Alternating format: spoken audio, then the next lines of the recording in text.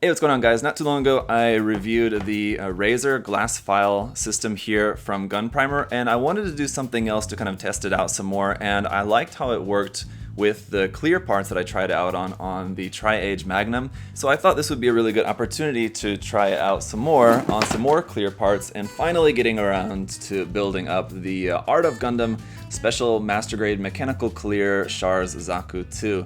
So this, if you guys are unfamiliar, they released a series of kits out celebrating the Art of Gundam, which was a display of artwork stuff that I think was like a traveling display. It went to a few places around in Japan. And they sold these exclusive kits in these very nice, luxurious, white-looking boxes like this, mostly clear, mechanical clear, and clear color version stuff. So I really like the 2.0 Master Grade Zaku, and so my good buddy Alex was so kind enough to pick up one of these for me, so thank you, Alex. I've been hanging on to this for a while, but now is the perfect time to try this out because I want to try working with those clear parts with the Razer system. So I think that'll be a good way to be able to clean up the nubs and everything on those clear parts without damaging the clear parts too much. So basically, with this being a mechanical clear kit, basically what that means is that all the internal mechanics, the inner frame and all of that, is all not clear. That's in like a metallic kind of colors, as we'll see once we get a look at the runners here in a moment. And it's just all the outer armor is clear. So it's kind of cool how what a lot of people end up doing with that is painting up the inner frame, like painting all the details and everything on the inner frame. And it's a great way to show off internal details of a kit, especially the Master Grade 2.0 Zaku has a really fantastic inner frame. So the opportunity to show off that inner frame through some clear plastic is really cool. Now I am thinking of also doing some painting on the outside armor as well too. So sometimes you'll see people do like a half and half thing. Well, they'll have like half of the armor they'll leave clear, and on the other side they'll paint it up like a normal kit, so it kind of gives you that kind of cool effect.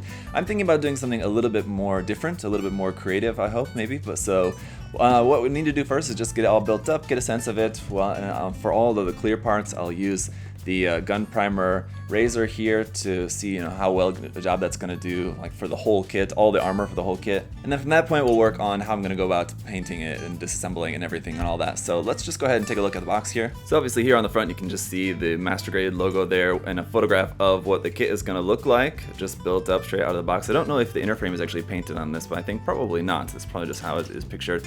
Over on this side, we've got some information just about the Art of Gundam. I don't remember how much the list price for this was, but usually for clear color kits and mechanical clear kits, the price is about the same as the list price of the original kit that it's based off of. Then over here on this side of the box, you can see just a front and back view how that's going to look, and it is going to include some decals and stickers and all that. So we'll see what all we got in here on the ends of the box. So you just got the close-up view of that, so you got the A12 Char's logo markings and everything on here. So I'm not necessarily going to go through all the runners like usual, but I'll just give you guys a look at just some of these here. For example, this being the A runner, so there's a bunch of armor parts in clear there, as you can see. For our stickers and markings, looks like we've got some marking like sticker decals, which I will not be using, and some dry transfers, which I may end up using some of these, so we'll see. Those will go on really nice, I think, probably on the clear armor. Then you got stuff like this here. Now, as much as I love the Master Grade 2.0 Zaku, and many other people do, this is one thing that we can all agree on just kind of sucks about this kit. There's just not really any good way to go about making a piping for a Zaku kit that isn't annoying with tons of nub marks and everything, so you'll have a lot to clean up and just a lot of work to do getting all these piping bits all squared away, but they do look really nice, I gotta say it, with the gray inside and then just that clear around them. And here's a look at one of the non-clear runners. This would be runner F, some inner frame parts. You can see it's in this kind of glossy gunmetal kind of color, which looks quite nice actually as it is. I mean, if you wanted, what you could do, just build this up, not paint up the frame entirely, but just paint like some of the details in there, because like the base color that you have with just the base plastic here is quite a nice little shiny gunmetal color. And our other color that we have for some of the inner frame parts here is in this nice molded silver, so that'll give you some nice accents against the dark gunmetal and these nice silver parts as well too. So it should look pretty dope straight out of the box. And then I was also wondering if it was going to include this. I know like the regular version of this kit includes the little like cart with the kind of platform that raises up on it. It's kind of normal to the Char's version of this kit, and that is still included with this one as well, so you'll have that included here, so that's nice. That said, I'm not sure if I'm going to keep this as a Char's version. I think I might just go with making mine as just a standard Zaku 2, but we'll talk more about that in a little bit. Just here's the manual, so you see the manual is just the same as the standard kit, so I mean that's what it would look like ideally when it's all painted up and everything, and so there's nothing really new to this manual. It's just the normal manual for the Char's 2.0 Zaku, and you got the color guide and everything on there, but again, that's not really going to be relevant to this particular kit. You got a bunch of information here, which would be pretty interesting. It's all in Japanese. A little bit over here about like the evolution of the Zaku, so That's all pretty cool. It's all stuff that's on the wiki page. And then you got the parts list here showing you, it looks like we do have the parts to make just the standard head without the commander antenna. So again, I think that's probably what I'm going to use for mine. According to the manual here, it says to not use that because this is supposed to be Char's version, but I think I will. Or, I don't know, I'm still thinking about it, whether to make a standard green Zaku or one of the ace units like Yuma Lightning or Robert Gilliam, something like that. I might end up making one of those Gabby Hazard, one of the ace units. So anyway, yeah, just the manual here, pretty standard. There's how to build that cart, the lift thing that I was talking about. There you go. So for now, I'm just going to go ahead and get to building this guy using the Razer on all those clear parts, and it should do a pretty bang-up job. Let's find out.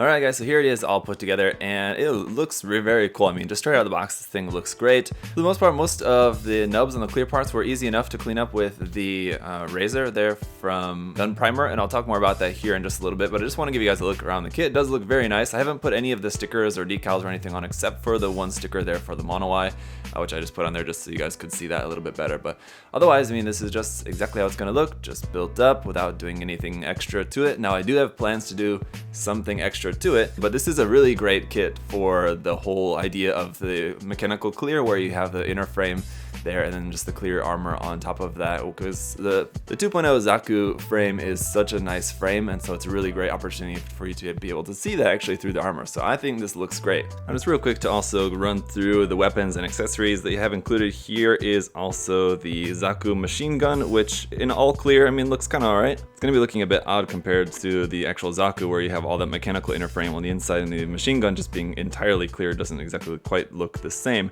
And the same thing is going to go for the Zaku bazooka here. Really great bazooka design, but just all in clear here. It looks alright. Also, of course, got the heat hawk and the adapter piece to be able to plug that onto the side skirt. That's just all one big solid piece there.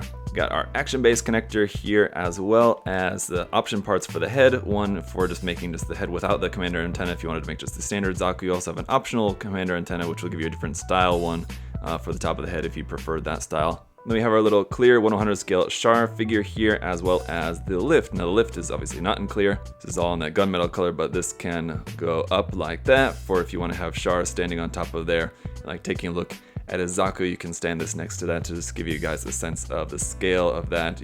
That's how big it's going to look. It's going to come at its maximum height. Let me see, it should go pretty high up there. With that on the level with the feet there, it goes almost up to the head of the Zaku basically, so it's gonna go up pretty high. But then just want to also then talk about how the Razer performed. Now the actual file itself, the Razer, I found very useful. This worked really great on this. I was almost able to use this exclusively. Like a lot of the parts did need to be, buffed a little bit with the balancer, with the recover a little bit as well. But for the most part, this did kind of almost everything. And just the finish from just only using this was pretty shiny as well. I just needed to do a little bit of cleanup on a lot of the parts as well too. But you could probably get by using only only this Razer actually. It left a pretty smooth finish, but I did use the balancer as well too. And as you can see, the balancer didn't hold up quite as well. It took quite a bit of damage, and this is probably going to last you about one master grade kit. If you're using it on something like this, I think, you know, obviously it's seeing quite a bit of wear and tear. So I know you can order these separately, like you can order the ingredients by yourself if you needed just a balancer, just a new balancer. You should be able to buy that separately without having to buy the whole set again. So this one didn't hold up very well. It was very useful. I mean, I used it quite a bit, obviously, as you can tell. But yeah, that got pretty damaged.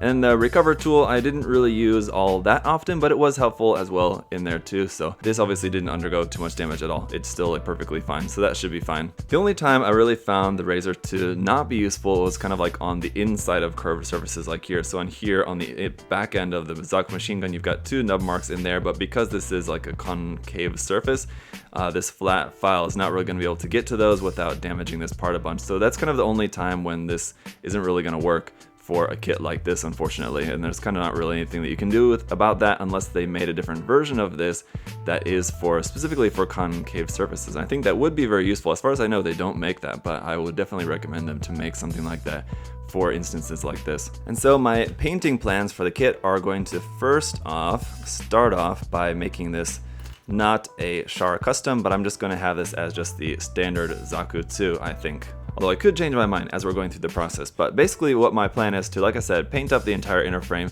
And then for the armor, I'm not going to paint up all the armor. My initial plan was to make it like a stripe going across, to like use masking tape and mask it so it's like a straight line going across here, and then like one going down here, and then just paint a strip of color so you'd be able to see like what the shoulder armor looks like clear and in color by like the line going through there, and then like back the opposite way like that. And then I thought, oh, maybe parallel lines would be good, like one line going here and then one line going here of like a painted section, maybe like an inch wide or something, 2 centimeters wide, of that, like a painted section going up through these parts, something like that.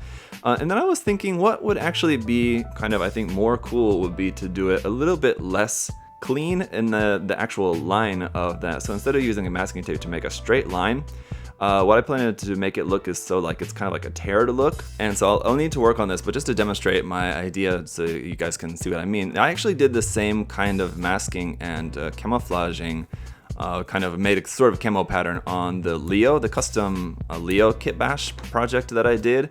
If you guys remember that, the white bits on that kit were masked in a similar way. Basically, I took the masking tape and then instead of using just this straight edge, just rip it and then use the not straight part and then use this side where it's just this rough edge. And then what I can also do, and of course the size of the masking tape doesn't really matter, I just think that maybe I might be better off using this larger masking tape for this, just to rip off some sections of this.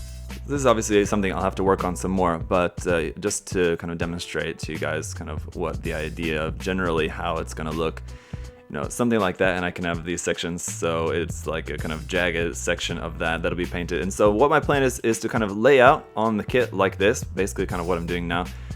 Where the masking is going to take place, then I'll have to remove the parts and then finish the rest of the masking of the parts. I know like the general line is going to be like something like this here, and I'll have to cut some of this apart. And then after the armor is off, finish masking around the rest of the part so that I can paint it successfully. Then just paint the inner frame all it is, and then once these outer parts are, you know, painted and done, all I'm going to do with those, then I can put those back on.